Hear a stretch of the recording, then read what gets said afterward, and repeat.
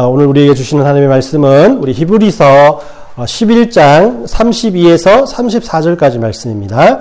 히브리서 11장 32에서 34절까지 말씀 우리 함께 읽도록 하겠습니다. 우리 앞에 나와 있는 또 아니면 여러분들 성경 한번 찾아보시길 바랍니다.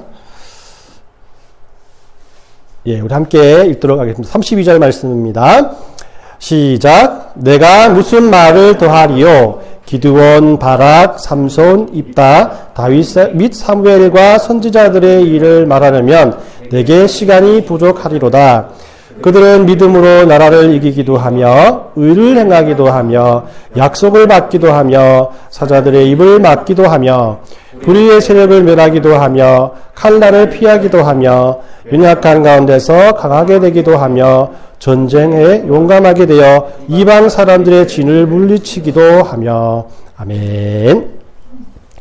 네, 오늘부터 이제 사사기를 여러분들과 함께 말씀을 나누어 보려고 하는데, 오늘은 그 사사기 말씀이 아니라 히브리서 말씀을 통해서 사사기에 입문하는 그런 시간을 가지려고 합니다.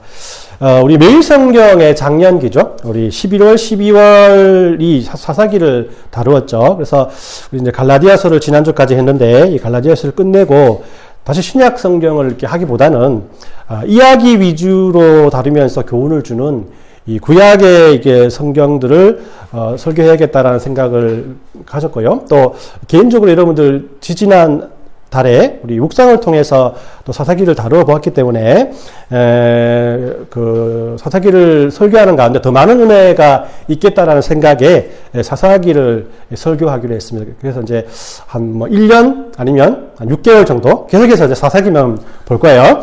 자, 오늘 읽은 이 본문에 보면 히브리서에 나오는 믿음으로 살아간 성경의 영웅들이 이렇게 나오거든요. 이 중에서 32절의 앞부분에 보면은 사사기 인물들이 이렇게 나오게 됩니다. 이들의 삶을 우리 3000년의 세월이 지난 이 오늘날 우리들이 어떻게 보아야 할 것인가에 대해서 여러분들 그 개인 스스로의 그런 말씀 묵상들이 필요할 것인데, 이제 다음 주부터 사사기의 배경과 또 사사기에 나오는 사사들 한 명 한 명에 대해서 우리 계속 살펴볼 텐데, 이것들을 통해서 우리 히브리서 기자가 오늘 말씀을 통해서 우리에게 주셨던 것처럼 이들을 정말 우리들의 믿음을 통해서 한 사람 한 사람 바라보고 또 그의 삶들을 우리가 우리의 삶 가운데서 한번 되새겨보는 귀한 믿음의 시간이 되었으면 합니다. 사사기를 읽어보면 사사시대는 이스라엘이 약속의 땅에 들어갔잖아요. 그죠? 약속의 땅, 즉 안식의 땅에서, 안식이란 것은 히브리 말로 샬롬이라는 뜻이잖아요. 그죠? 그래서 샬롬의 땅에 들어왔음에도 불구하고 엔 샬롬이라면 샬롬의 반대말입니다. 그죠? 샬롬의 반대말이니까 안식이 없다라는 것이죠. 그래서 안식의 땅, 샬롬의 땅에 있으면서도 그의 삶은 엔 샬롬, 샬롬이 없는 그런 삶들을 묘사하고 있다는 것이죠. 그래서 이 사사시대를 오늘 설교의 제목처럼 평강의 땅에서 불안의 삶을 사는 시대라고 저는 여러분들에게 말씀드리고 싶습니다. 그러나 이런 사사시대를 살펴보면 그 안에 왠지 모를 또한 우리들의 모습을 이렇게 발견하게 돼요. 예수님 안에서 진정한 평안을 누리고 살아야 함에도 불구하고 또 실제로는 평안이 없는 삶을 우리가 살아가고 있지 않습니까? 우리의 삶을 생각해보면 또 이렇게 사사기의 많은 이야기들이 우리의 자화상이라고 할 수가 있다는 것이에요. 예, 그렇다면 이 사사시대에 이스라엘이 샬롬의 땅에 들어왔음에도 불구하고 엔샬롬의 그런 삶을 살았던 이유가 무엇일까?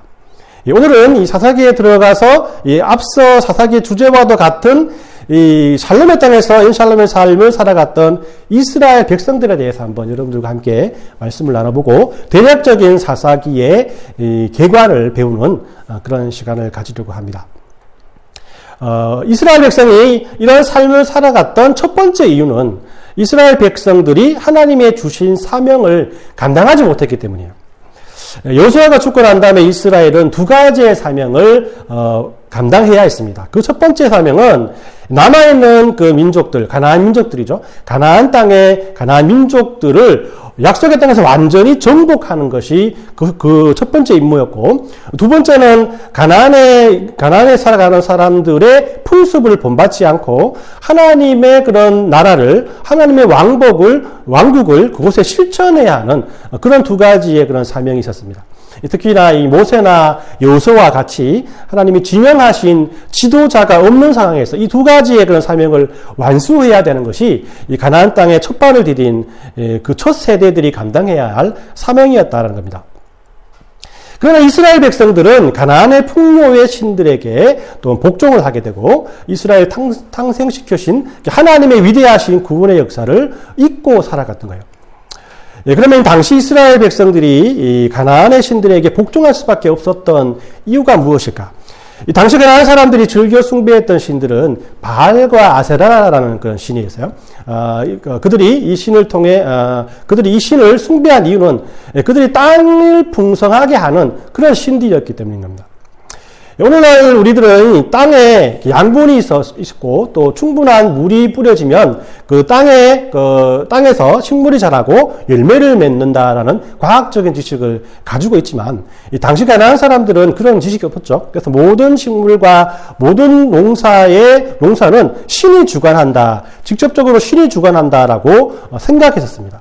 그들은 신이 그 땅 속에 힘을 불어넣어 주므로 그 힘이 땅을 비옥하게 해서 또 곡식을 또 자라고 또 열매도 맺게 한다는 그런 신앙을 가지고 있었던 거죠. 이 당시 가나안 사람들이 바알과 아세라를 섬긴 이유는 바로 이러한 이유 때문이었다는 것이죠. 바알 신은 이 그리스 신화와 비교해 봤을 때 가나안 땅에 많은 신들이 있잖아요, 그죠? 많은 신들 중에 대장과 같은 격인 이 제우스 신과 같다라 생각하시면 됩니다. 지금 남아 있는 우상들을 살펴보면 왼쪽에는 창을 들고 오른쪽에는 번개를 들고 있는 그런 우상들을 이렇게 많이 발견하게 돼요. 그래서 그렇게 풍요와 번영을 주는 그런 신이었다는 거죠. 또 아세라 신은 이 가나안의 많은 여신들 중에서 가장 어머니 신으로 꼽히는 최고의 여신이었습니다. 그러니까 이게 농부들은 이 바알신과 아세라 그 신이 함께 결혼을 하고 또 그런 결혼 생활을 통해서 맺어지는 결실들이 땅에서 맺어진다라고 그렇게 생각을 했어요.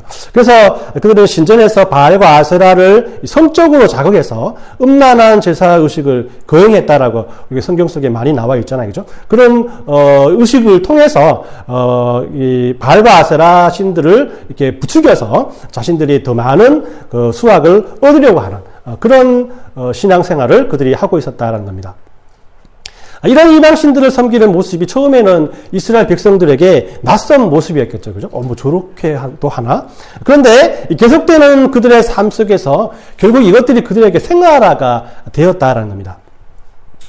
제가 이게 캐나다에 처음 와서 차를 몰고 가다 보니까 외딴 곳을 가더라도 아주 구수한 참기름 냄새를 이렇게 많이 맡았어요. 왜 이게 참기름을 여기서 먹나 싶어서 물어봤더니만 이 외곽도로에서 자주 스컹크들이 이렇게 로드킬을 당하거든요. 그러면 그 냄새가 차 안으로 막 들어오는 거예요. 그럼 그게 이제 좀 이렇게 약간 안 세지 않으니까 맡으면 굉장히 참기름 냄새가 나거든요. 나만 그랬나? 참기름 냄새인 줄 알고 참기름 웬 참기름이냐 이랬는데 그랬어요. 그래서 그렇구나. 그런데 이렇게 어느 날 이 다운타운에 갔어요. 다운타운에 가서 또 그 차를 몰고 가는데 거기도 참기름 냄새가 나는 거예요.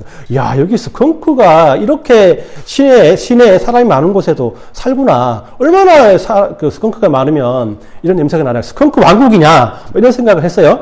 근데 또 들어보니까 그 다운타운에서 나는 냄새는 마리아나 냄새가 나는 겁니다. 사람들이 막 그 길가 다니면서 마리아를 얼마나 많이 피우면 이렇게 차 안에까지 오게 되는가라고 생각을 했죠. 그래서 생각하니까 이놈들 참 타락한 놈들이구나라는 생각을 하면서 질색을 했습니다. 그런데 몇 년 살다 보니까 또 그런 것들이 또 그러려니 하고 지나가게 되더라고요. 그런데 어느덧 이 BC주에는 그 마리아나가 합법이 됐죠, 그죠?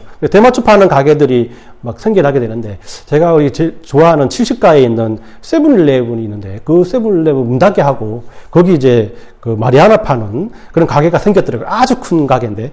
그러니까 이런 모습을 보면서, 처음에 내가 이 분노를 했던 그런 것들이 이제는 어느 정도 이해하는 마음으로 가더니만, 그 다음은 내가 안 하는 것에 감사하는 마음이 들지 않을까라는 생각이 내 마음속에 들게 되는 거예요. 참 걱정이 앞서게 되더라고요.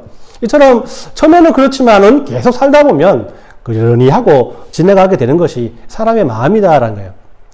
이스라엘 백성들이 가나안 사람들의 신앙생활을 보니까 처음에는 기가 막히죠. 그죠? 하나님께서 하지 말라는 것만 골라서 하는 그런 신앙생활을 하는 모습들이었어요. 그래서 왜 이런 무식한 놈들이 있나라는 생각을 했을 겁니다.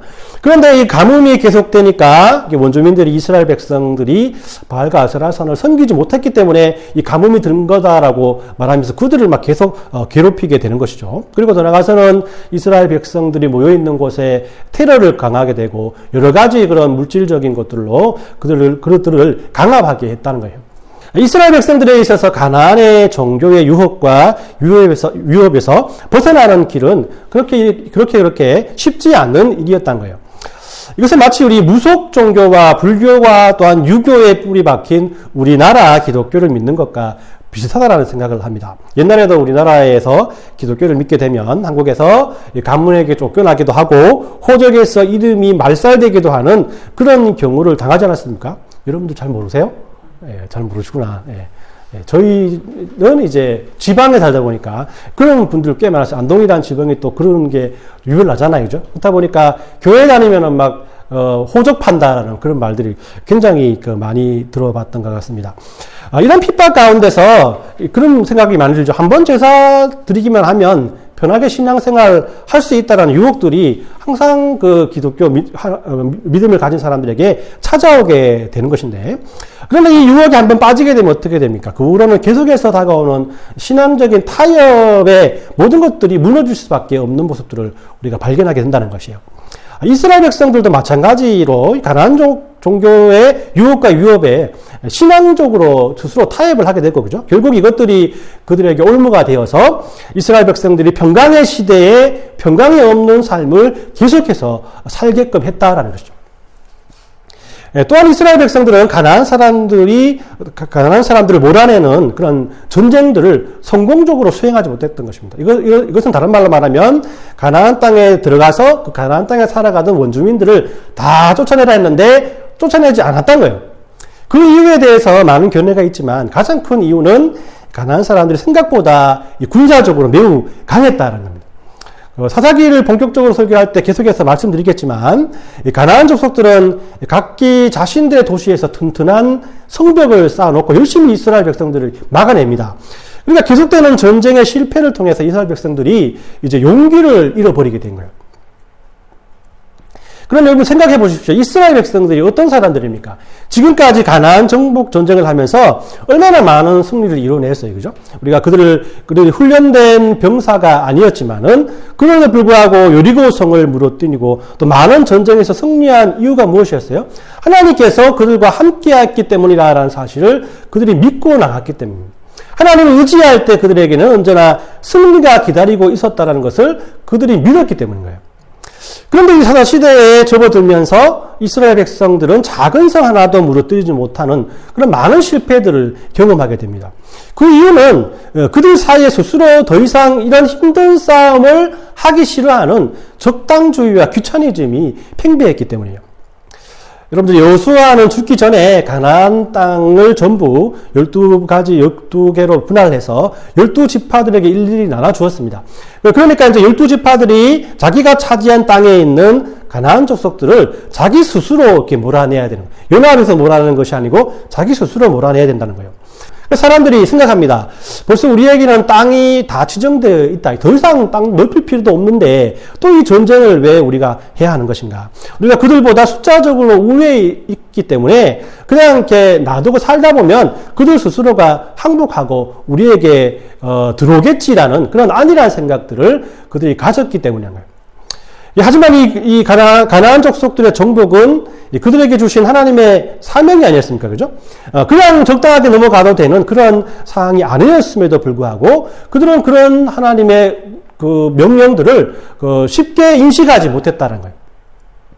이런 적당주의는 이 강한 리더십을 가진 사람들이 있다면 어느 정도 이겨낼 수 있습니다. 그죠? 어떤 사람들이 함께 있을 때, 가지 아니할 때, 그 전쟁에 나가지 않을 때, 어떤 리더십 강한 사람이, 여러분, 이렇게 주저하면 안 됩니다. 여러분들, 우리 삶이 편해졌다고 해서 또 하나님께서 우리에게 주신 그런 사명을 잊어서는 되겠습니까? 여러분들 모두 일어서서 하나님 의지하는 마음으로 나갑시다. 보세요. 그죠? 뭐, 여호수아 성을 쳤네, 여리고, 나팔 소리에 문을, 회! 하면서 막 나가잖아요. 그러면 따라옵니다. 그런데, 그때는, 앞에서 말씀드렸지만은, 모세와 여호수아와 같은 믿음의 지도자가 없었다는 거예요. 그들에게는 믿음으로써 싸움에 나가자고 비전을 제시하는 사람들조차 없었고, 그들은 결국 그 안일함과 귀차니즘을 통해서 또 역시 샬롬의 땅에서 엔샬롬의 삶을 살게 되었다는 겁니다. 이런 결과로 이스라엘은 가나안 사람들과 섞여 살게 됩니다. 그리고 그들의 생활 풍습을 그대로 본받게 됩니다. 한마디로 말하면 사사시대는 혼란의 시대로서 각자 자기의 소견에 오른 대로 행하였다라는 그런 시기였던 겁니다. 이렇게 본다면 사사기는 이스라엘 백성들이 하나님이 그들에게 주신 사명을 감당하지 못한 미션 임파서블의 스토리라고 부를 수 있다는 것이죠. 이 사사시대의 이스라엘이 안식의 땅에 들어왔음에도 불구하고 안식을 누리지 못한 두 번째 이유는 이스라엘이 사명을 감당하지 못하게 됨으로써 하나님이 인근 국가들을 통해서 이스라엘 백성들을 징계했기 때문이라는 겁니다. 하나님은 두 가지 방법으로 이스라엘 백성들을 징계했는데, 그 첫 번째는 이스라엘을 침략해오는 외국 군대들에게 이스라엘을 넘기는 방법으로, 또 두 번째는 가나안 땅에서 쫓아내지 못했던 가나안 사람들이 이스라엘 백성들의 옆구리의 가시와 같은 존재가 되게 하는 방법으로 하나님께서는 이스라엘 사람들을 징계했던 것이에요. 우리가 계속 살펴볼 이 사사기의 내용을 보면 주위에 이방 국가들이 많이 납니다. 암몬이나 모압이나 미디안이나 에돔 나라, 그리고 가나안 땅에서 쫓아내지 못했던 가나안 족속들이 계속해서 이스라엘을 쳐들어오고, 또 이스라엘 사람들은 이들의 괴롭힘 속에서 속수무책으로 당하는 그런 어려운 삶을 우리에게 이렇게 보여주고 있는 것이죠. 이렇게 이스라엘 백성들은 이방 민족들과 쫓아내지 못한 가나안 족속들로 인해서 큰 고통이 생기게 되고 핍박을 당하게 되는데, 이로 인해서 이 적과 꿀이 흐르는 약속의 땅에 그들이 들어왔음에도 불구하고 적과 꿀은커녕 이 징계를 당해서 고통스러운 나라를 보내게 되었다는 겁니다. 어떤 면에서는 이들의 괴롭힘이 사사시대를 살아가던 이스라엘 백성들이 불행했던 원초적인 원인이라고 할 수 있는 겁니다. 그러나 이 사사기는 그저 사명을 완수하지 못한 이스라엘 백성들과 또 하나님의 징계를 통해서 고통받는 그들의 모습만을 이야기하고 있지는 않다는 거죠. 이스라엘 백성들이 고통 속에서 하나님께 부르짖자, 또 하나님께서는 하나님의 신에 감동된 사람들을 그들에게 보내주셔서 그들을 통해서 그 사람들을 구원해내는 그런 은혜의 역사 역시 우리에게 보여주고 있다는 겁니다. 여러분들 잘 아시는 온니엘과 에녹과 드보라와 기드온, 입다, 삼손 등의 사사를 보내시고 이들을 하나님의 신으로 감동시켜 주셔서 이방인들의 괴롭힘에서 이스라엘 백성들을 구해내셨다라는 것이죠. 마지막으로, 그렇다면 이런 사사기의 이야기가 우리에게 주는 교훈이 무엇일까? 오늘날 우리 그리스도인들은 옛날 사사시대에 이스라엘 백성들과의 유사한 상황 속에 놓여 있다라고 제가 앞에서 말씀을 드렸습니다. 사사시대의 이스라엘 사람들이 여호수아의 인도 아래 가나안 땅에 들어온 후에 여호수아와 같은 지도자가 없이 하나님의 나라를 가나안 땅에서 세워가야 했던 것처럼 오늘날 그리스도인들도 예수님의 십자가를 믿음으로 하나님의 나라 안으로 들어오고 난 다음, 또 부활하시고 승천하셔서 이 세상에는 보이지 아니하시는 예수님과 함께 이 나라에서, 이 땅에서 하나님의 나라를 만들어가는 그런 삶을 우리가 살아가고 있다는 것이에요. 그렇다면 우리들은 어떻게 이 사명을 또한 감당해야 할 것인가? 사사기는 이 유사한 입장에 놓인 우리들에게 이런 좋은 메시지를 전하고 있다는 것입니다. 실제로 오늘 우리들의 모습은 사사기의 사사들과 별다른 것이 없어 보입니다. 사사기에 나온 영웅들을 보시면 왼손잡이 암살자였던 에훗, 또 지금으로 말하면 여권 운동에 앞섰던 이 드보라, 그죠? 그리고 용기도 없고 마치 선택장애를 가진 사람처럼 우왕좌왕하다가 하나님께 택함을 받은 기드온이라는 사람, 또 첩의 아들이면서 시대의 아웃사이더로 살아갔던 입다, 또 세상 속에서 인싸의 삶을 살아갔던 한량인 삼손, 이런 사사기의 주인공들이 우리들을 기다리고 있다는 거예요. 우리는 사사기를 읽으면서 이들의 약점을 지적하기 전에 이들이 바로 우리의 모습임을 인정해야 한다는 것입니다. 우리도 이들과 같이 무지하고 또 순종하기 싫어하고 불순한 동기로 하나님께 나갔던 그런 자들이 아니겠습니까? 또 하나님의 은혜로 또한 정결케 되고 의롭다함을 받고 거룩한 존재가 되었지 않습니까? 오늘 읽은 이 히브리서 11장 32에서 34절까지의 말씀에는 사사들이 인간적인 약점을 가지고 있음에도 불구하고 하나님의 신에 감동되어 믿음으로 나라를 이기기도 하고 또 하나님의 백성들을 구원하였다라고 말씀하고 있습니다. 이렇게 우리들도 믿음으로 하나님께 나아간다면은 히브리서 기자의 고백처럼 세상이 감당할 수 없는 믿음의 사람들이 될 수 있음을 오늘 우리는 말씀을 통해서 교훈받게 된다는 것입니다. 게다가 우리는 우리 앞서서 우리들과 함께 하시는 믿음의 지혜 온전케 하시는 예수님이 함께 하고 있지 않습니까? 비록 왕이신 예수님께서 우리 가운데 계시지 않지만 우리에게 풍성히 보내주신 성령의 감동을 받고 또 우리 앞서 가신 예수님을 바라보며 믿음으로 우리에게 주어진 사명을 잘 감당한다면 하나님께서 안식의 땅에서 불안의 시기를 보내고 있는 저와 여러분들과 같은 많은 그리스도인들에게 진정한 안식을 가져다 줄 것입니다. 모쪼록 이번 한 주간은 인정하기 싫지만 예수님을 통해서 구원받고 안식의 세상 속에 살아가는 우리들이 왜 평안이 없는 삶을 살아갈 수밖에 없는가라는 것을 우리가 한번 깊이 묵상하고 우리들의 사명을 잘 감당하고 또 하나님께 주시는 평안을 다시 회복하는 삶을 살게 해달라고 하나님 앞에 기도하는 저와 여러분들이 되시길 또한 예수님의 이름으로 축원합니다.